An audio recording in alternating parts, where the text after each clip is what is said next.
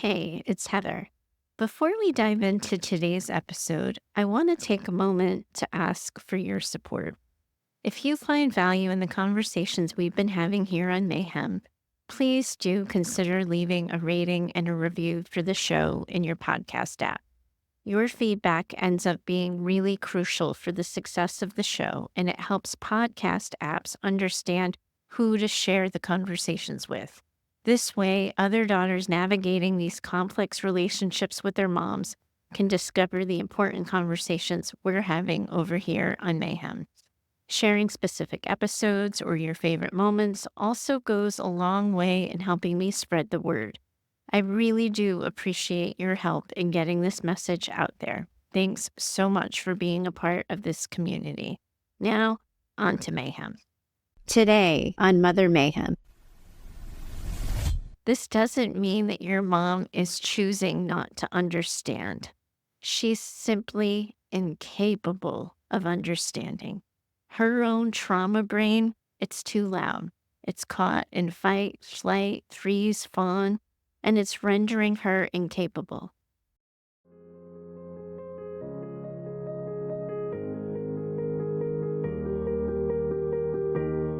Welcome back to Mother Mayhem, the narcissistic abuse recovery podcast for daughters. I'm your host, Heather Gray.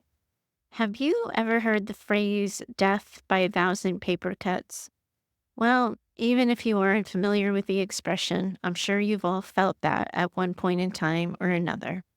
You've heard me reference on a recent episode that sometimes when we're discussing trauma, we can break it down into big T or little t trauma. In our conversations together, we've been focusing a lot on the big T kind.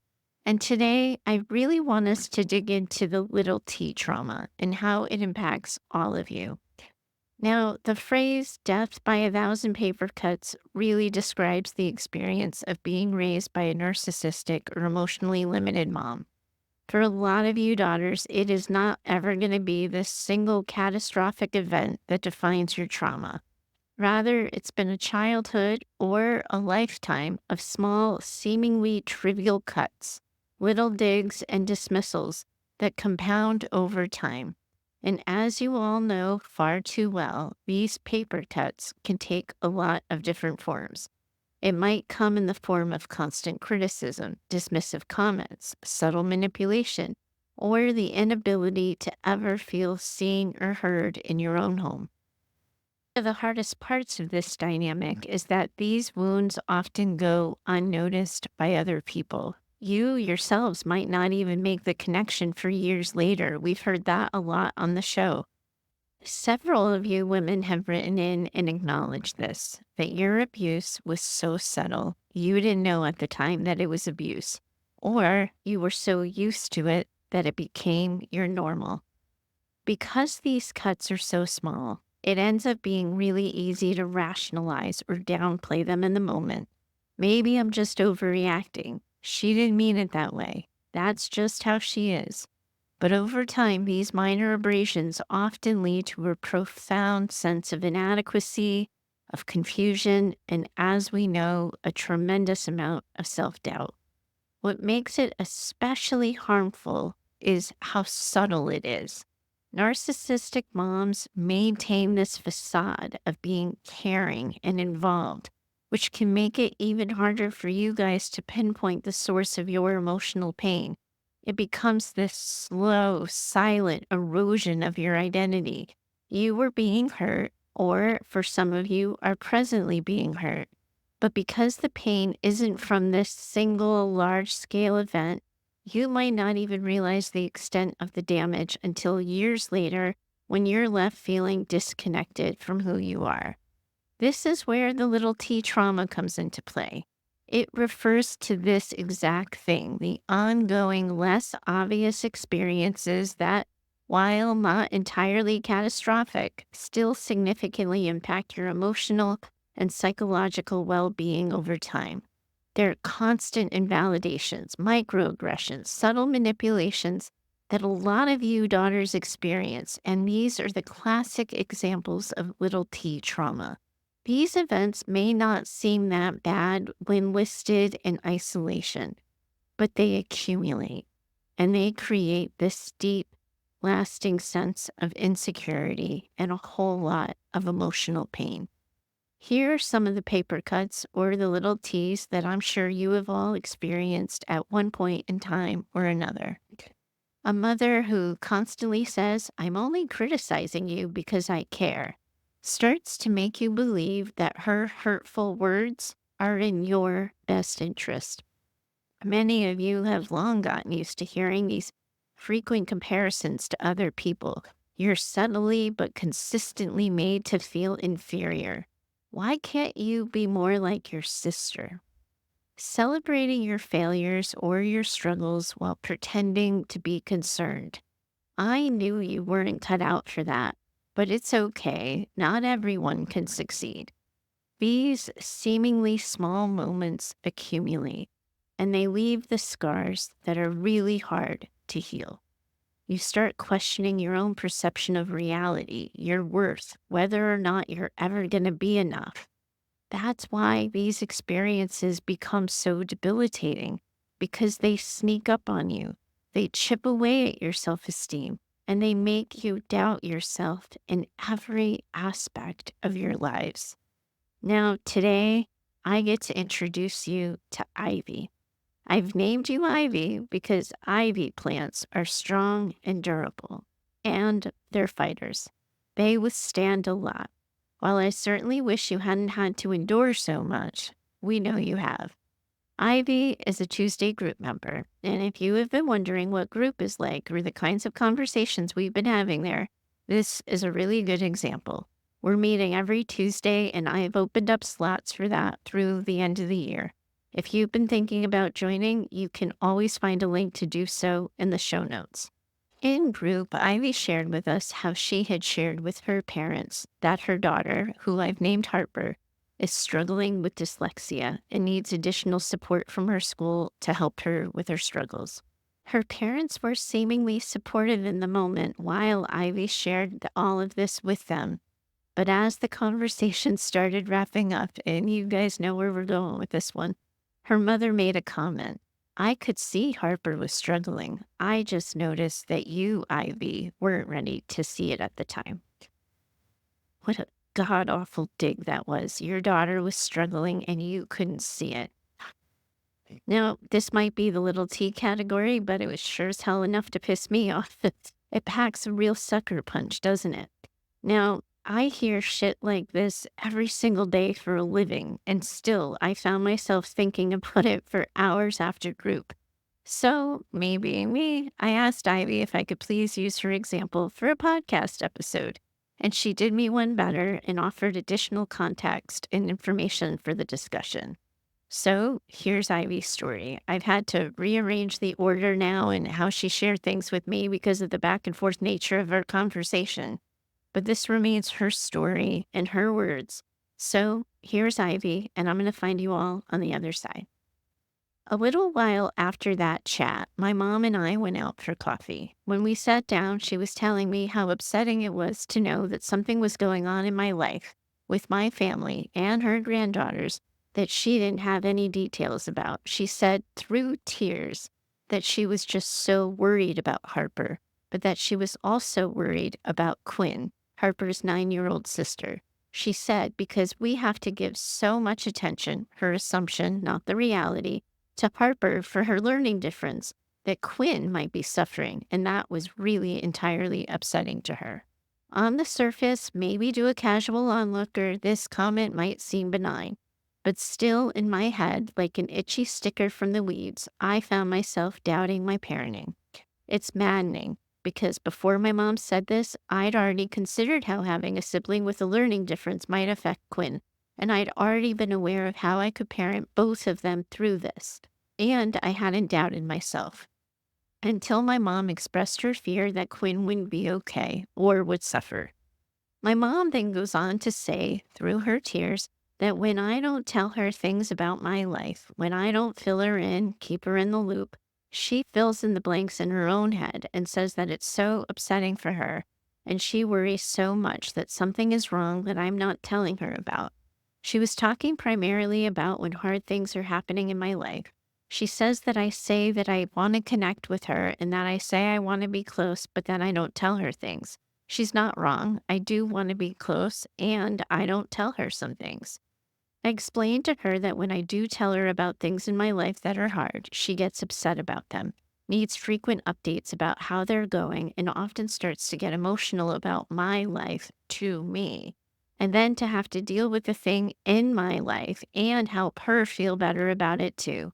I explained to her how those are the reasons I keep things to myself, and that if she wanted to open up, or wanted me to open up rather, and keep her in the loop, she would have to be a safe place for me to share them.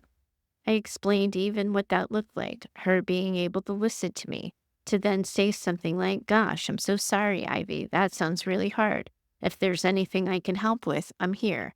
Otherwise, thank you for telling me, and I love you." And then I explained that when she starts to worry about my problem, she can't call me and ask me for updates. She has to wait a few days and make sure she's calling in order to support me instead of to make herself feel better about my struggles. And after I explained these things, she seemed to understand at least some of it. But then she proceeded to tell me that I just had to understand that once a mother, always a mother. Side note, I have two daughters. I know. And that she just has a hard time because of all the trauma that she has been through in her life. And you know what? I believe her. She does have a lot of unresolved trauma, like really bad stuff. And I love her and I want her to be able to reckon with those things in a healthy way. I've encouraged her to go to therapy many times, but she does not. I tell her that I can't be her therapist, but so far, she hasn't sought out any help. So basically, to sum up, she tries to connect by insisting that I tell her about my life, and then she responds by trauma dumping hers and needing support from me. My reaction is overwhelming compassion and hurt for my mom, and then trying to help her and be honest with her at the same time. It's so difficult to set a boundary when she's in so much pain, almost feels cruel. But my wise mind is saying that it's not my place to help her through all of this. How do I tell her this in a way that she can understand? I'm afraid she'll think I'm abandoning her, when in fact her emotional limitations and inability to really hear me and understand me are abandoning me. Whew. Okay, Ivy, we are in this together, sister. Your mom's words. Well, I got to be honest here. They pack a hell of a wallop. Your mom, she's exhausting. She gets you into this emotional dance where your mom's pain and her unmet needs take this precedence over your own experience, not to mention your boundaries. Talk about death by a thousand paper cuts. Your mom makes these persistent and emotional jabs, and then she repeats them on this loop. The first time this happens, of course, it might feel like a minor cut, but as you're experiencing, when repeated, the little cut gets deeper and deeper and becomes a wound. And of course, you had already considered the needs of both Harper and Quinn. And I'm glad that you were able to tune into your wise mind right away and remind yourself of this. But also, we had just had a mayhem discussion on the show about how vulnerable mothering is. And your mom got you right where it would hit harder. I don't blame you for feeling like you may have suddenly had a reason to doubt or question yourself. That tends to be what happens when someone in that position of power, like your mom, makes you feel like you aren't doing enough, even when you know you are. This is exactly what we're talking about when we talk about little t trauma. Comments like this, well, they end up feeling like a relentless attack on your sense of self. And of course they do. We call out narcissistic or emotionally limited moms all we want, but in these moments, the only real word that hits is mother. And your mother is implying that you haven't considered your kids. And of course, that is going to hurt. It hurt me just to hear you say it in group. Ivy, yeah, what a way to try to have this conversation with your mom, to try to set those really important boundaries. It's so clear how hard she made that for you. Now, intellectually, I know you already know this, but it's not your job to manage your mom's emotions or her trauma. And yes, we can all hear your lingering guilt about that. And we all get that too. After all, of course, you love your mom and she's hurting. This puts you in that same bind that so many daughters find themselves in at some point. You have this sense of responsibility for your mom's feelings, and then you get worried about seeming uncaring about that. And you all end up getting trapped in this cycle of caretaking and self sacrifice, or as you've also heard me call it, self abandoning. Now, Ivy, it's clear here. Your wise mind is already on the scene. It is so clear that you've already done a lot of work with yourself on all of this. And I have so much respect for what you're trying to do now here, too. Your wise mind knows that your mom's behavior is emotionally draining and that that boundary you set, asking your mom to be a safe space, is both reasonable and necessary. But your trauma brain and your people pleasing instincts have caught up in a little bit of this web of compassion and guilt. And now you find yourself questioning yourself. The work we have to do now is to help you reconcile the love and the empathy you feel for your mom with the need to protect yourself from being overwhelmed by her emotional needs. What we see here in your story, Ivy, is something that we've also talked a little bit on the show before. I can't remember which episode, but what I'm talking about here is role reversal. You're being asked to emotionally care for your mom in the same way that a therapist or a parent would. This is kind of the hallmark of narcissistic and emotionally limited moms.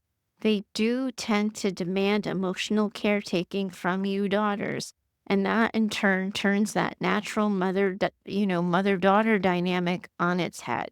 Your mother claims to want this connection, but it's on her terms, and it's in a way that leaves you feeling depleted and unheard.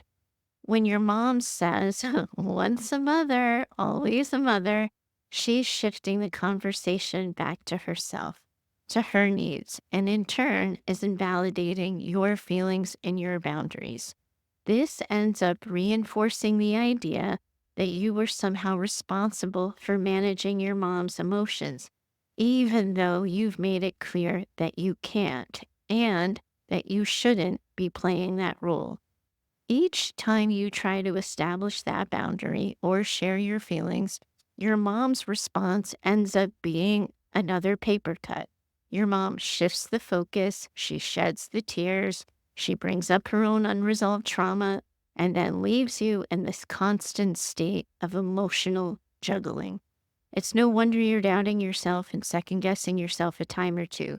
This emotional wear and tear of these interactions has created a little bit of a longer term wound to your sense of worth and your confidence. So, Ivy, in our conversation, you had given me a sample letter that you had considered writing to your mom. And honestly, I think you had already had the conversation you needed to have with her. A letter is only going to end up re explaining the same concept. And from one over explainer over here to another, I have to remind you that we simply cannot communicate with people who are determined to misunderstand us. And that, unfortunately, Ivy, is how I see your mom right now. If you need a little bit of a gentler way to consider this, I want to remind you that this doesn't mean that your mom is choosing not to understand. She's simply incapable of understanding. Her own trauma brain, it's too loud. It's caught in fight, flight, freeze, fawn, and it's rendering her incapable. And while that might pull at your heartstrings, or as we know, your guilt strings, what this really means is that your mom is not safe for you. She's incapable of protecting you as she should be. And because she can't, this means you have to protect yourself. You unfortunately have to do for yourself what she's incapable of doing for you. And I hate having to say that, but we need you to be protected. Your girls need you to be protected. We need you in wise mind, and you, Ivy, deserve to be in wise mind and to feel safe. And the only way we can do that for you is with self protection. So, first up, Ivy, we gotta, please let me back you up a little bit here on your boundaries because you have already done a really great job with them. Just because your mom is melting down about them, that doesn't mean you did them wrong. And remember what I say on the show here. Our boundaries aren't about telling people what they can't do. Our boundaries are about telling people what we are going to do if they continue that behavior. You've already communicated your need for emotional safety when you're sharing difficult things with your mom. So you've got to continue to stand firm in those boundaries. You're not responsible for managing her feelings about your life. And as hard as it might feel, you've got to remind yourself that those boundaries aren't cruel. They're not mean. They're necessary protection for your mental health. And the next time she presses for more information or becomes emotional over something you share, you might gently remind her of the boundary you've set. I hear that you're worried, but I've got this. I'll share updates when I'm ready, but I can't carry your worries along with mine right now. You just don't engage in the conversation. So if you share and she calls you the next day, you don't give her the update. You don't soothe what she's worried about. You simply remind her, I've got this, and I will share the updates when I'm ready. But I can't carry your worries along with me. Your instincts as a mom are already really on point, Ivy. They're so dialed in. You knew to balance your attention between Harper and Quinn before your mom's comment shook your confidence. Whenever doubts creep in, you've got to return to that truth. Remind yourself of your strengths, that your approach comes from a thoughtful, loving, intentional place. You don't need to justify your choices to anyone outside of your family unit. And Ivy, I would also encourage you to consider how often and how deeply you engage with your mom on these emotional topics. You have a lot on your plate right now. You're juggling a lot. If every interaction leaves you feeling drained or doubting yourself, you might choose to limit how much personal information you share. Remember, you can still love and care for your mom without opening yourself up to the emotional fallout of her reactions. And I know you've talked in group about gray rocking and yellow rocking, and we definitely want you to keep leaning on those tools and strategies. But also, you might have to reconsider how often you're interacting with her. It might be time to consider lower contact or reevaluating the context in which you see or interact with your mom. Now, for all of you daughters who are listening in on our little chat here, and you found yourself managing like Ivy, these little T traumas or these little deaths by 1,000 paper cuts, Ivy's story here likely feels all too familiar. You've been facing this same quiet emotional erosion over time, and I know it can be challenging to know how to respond. So allow me to break it down for you. Your moms play really emotionally laden cards, and it's my task here to help you get some distance from those emotions so you can become clear on what you need to do or what options are available for you to consider if you're not yet ready to do something different. So, first up, we have to call it, we have to name it. So, we're acknowledging the pattern. The first step to healing here is to recognize the patterns that cause your emotional wounds. It's easy to dismiss a mother's comments as minor or say to yourselves, that's just how she is. But when you take a step back and you look at that cumulative impact of these interactions, you may start to see the toll they've taken on your sense of self. So you have to name those paper cuts for what they are, small traumas that add up over time. And then we have to help you reframe the doubt. When you start to second guess yourself because of something your mom has said, pause and ask yourselves, would I have doubted myself before this conversation? Often you're going to find the answer to that is no. And this can help you reclaim your confidence quickly. By reframing these moments, you can stop that cycle of self doubt in its tracks. Next up, and you just finished hearing me walk Ivy through this, we have to get you to set and reinforce your boundaries. You have the right to decide how much access your moms have to your inner life. Setting boundaries isn't about shutting her out, it's about protecting your emotional well being. Being clear with yourself about what feels safe to share and where you need to draw the line to avoid that emotional exhaustion or manipulation. And as we do this, remember that a major component of the mother wound is a pattern of invalidation. We disrupt the problems that chronic invalidation can cause by offering you chronic validation. And I know that sounds cringy. I sounded cringy as I said it, but you don't want to be like your moms. And anytime you're encouraged to validate yourselves, you end up worrying that I'm telling you to be more like your mothers. And I promise you, I'm not here. But you have to validate your emotions. You are not too sensitive. You are not overreacting when you feel hurt by a comment or an action that would otherwise seem small.